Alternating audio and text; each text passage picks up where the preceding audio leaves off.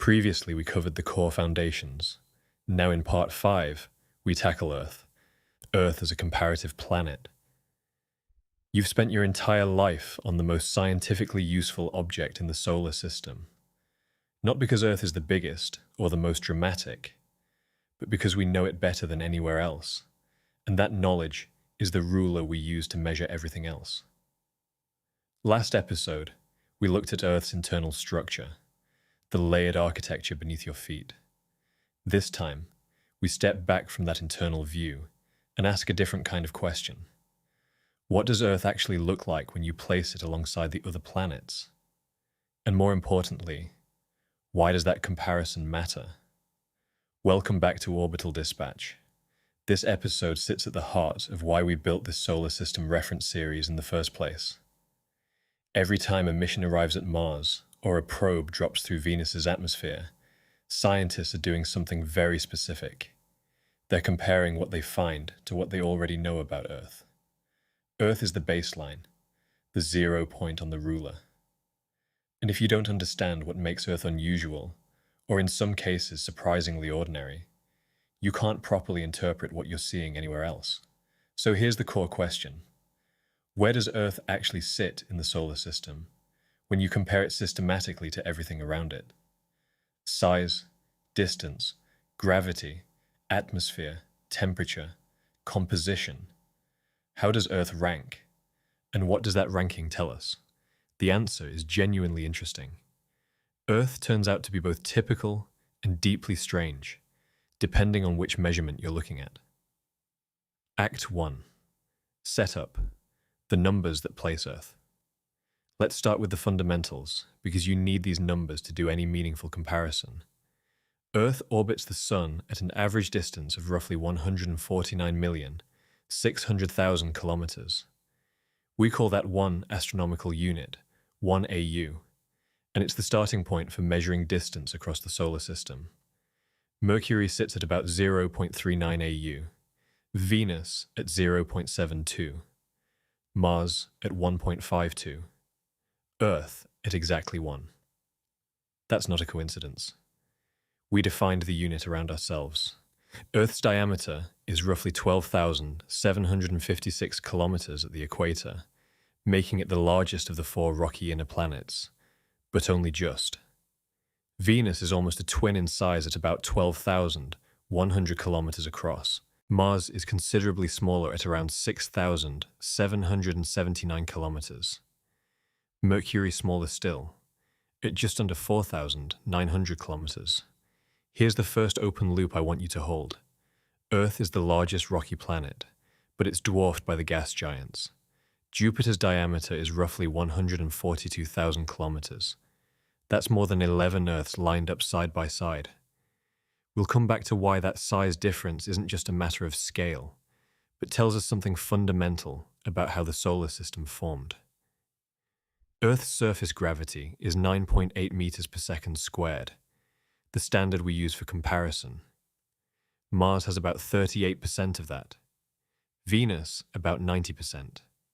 The Moon, 37%. These numbers matter enormously for mission design, for what a human body can tolerate over time, and for understanding why some planets held onto their atmospheres, while others lost them entirely. Which brings us to one of Earth's most distinctive features, and the one that took the longest to properly appreciate. Act 2. Discovery. What makes Earth unusual? Earth's atmosphere is, by solar system standards, genuinely strange. Mars has an atmosphere, but it's thin. Surface pressure, less than 1% of Earth's.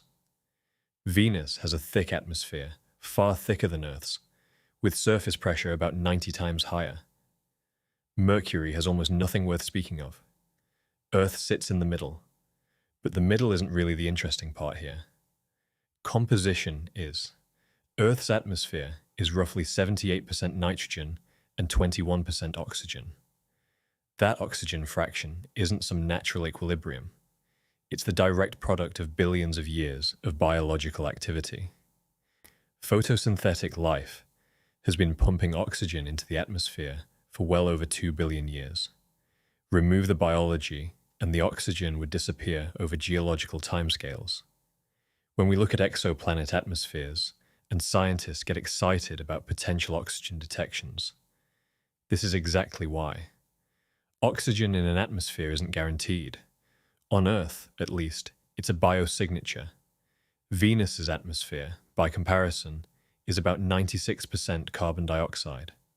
So is Mars's, also roughly 96%, just at vastly lower pressure. Earth has carbon dioxide too, but in trace amounts. 3 planets that all started with broadly similar ingredients, and the outcomes are a frozen desert, a hellish greenhouse, and a living world. That divergence is one of the most compelling questions in planetary science. Now that size comparison I flagged earlier, the gas giants, Jupiter, Saturn, Uranus, Neptune, are in a completely different category from the rocky planets. The leading explanation is that they formed quickly enough and far enough from the Sun to accumulate massive envelopes of hydrogen and helium before the early solar wind cleared those gases away. The rocky inner planets didn't manage that. They were left with rock, metal, and whatever thin atmospheres they could hold gravitationally. Earth, being the most massive of the 4, held on to the most. That gravitational reach matters.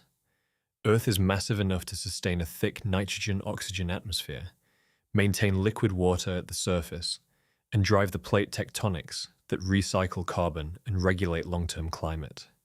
Mars, less massive, lost much of its atmosphere over billions of years after its magnetic field weakened. That magnetic field is generated by Earth's liquid iron outer core, a feature that doesn't exist in the same way on Mars or Venus today. Earth's average surface temperature is around 14 degrees Celsius, comfortably within the range where liquid water can exist at the surface. Mars averages around -60. Venus averages around 465 degrees Celsius, hotter than Mercury's day side despite sitting further from the Sun. The culprit is Venus's runaway greenhouse effect, which Earth narrowly avoided. How narrow was that escape? That's an active area of research, and genuinely not fully settled. Act 3. Implications. Earth as the reference frame. Here is where this becomes useful rather than just interesting. When planetary scientists build climate models for Venus or Mars, they start with Earth's known physics and ask, what do you have to change to get the outcome we observe? Subscribe so you do not miss it.